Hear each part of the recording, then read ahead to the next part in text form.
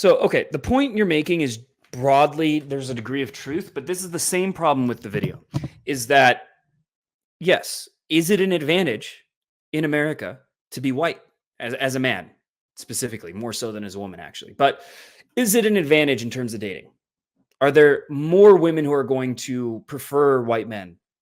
Yes, it's true. Like on average, they get the most options, right? There's the least amount of women who don't like white guys, and there's a higher amount of women who fetishize white men. Now, there's of course a certain percentage of women that fetishize black guys and that fetishize Latinos and Asians and Indians. And you could make a ranking system about that. Sure.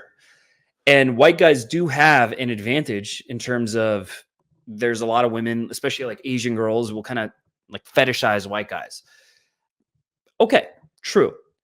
But there's also Asian guys I know who I've seen in the clubs and Indian guys and Arabic and whatever that pull multiple times a week and that pull hot girls. So is it a factor? Yes. Is being white an advantage in terms of dating? Yes. Is it an insurmountable advantage? No. Are there tons of white guys who don't get laid at all, who get no options, who have no women? Yes. There are tons. Like not just there are a lot. Like a lot. A significant amount. So yes, it's a factor. Just like height is a factor. Just like bone structure is a factor. Just like all these other things. But so what? Right? Like if you're Indian and you're watching this, okay, yeah, there's a lot of negative stereotypes about Indian men, and there's not a lot of Indian sex symbols in our culture, right? Like male. There are some women like Priyanka Chopra or whatever. There's not many male Indian sex symbols to help you out. So, are you, first of all, in very good shape? How is your fashion? How's the way you carry yourself? How's the way you talk? Do you approach a lot of women? Do you put yourself out there? Did you get professional photos, or do you have derpy ass photos like the ones we've seen in this video? Like, have you maximized any of the things that are under your control? Or have you already decided, oh no, Indian men get less matches, so I'm going to give up? Let's say Indian men, I don't know the exact statistic, but let's say they get half as many matches as white men. Does that mean it's impossible? No. Does that mean there's no Indian guys that get good results from dating apps?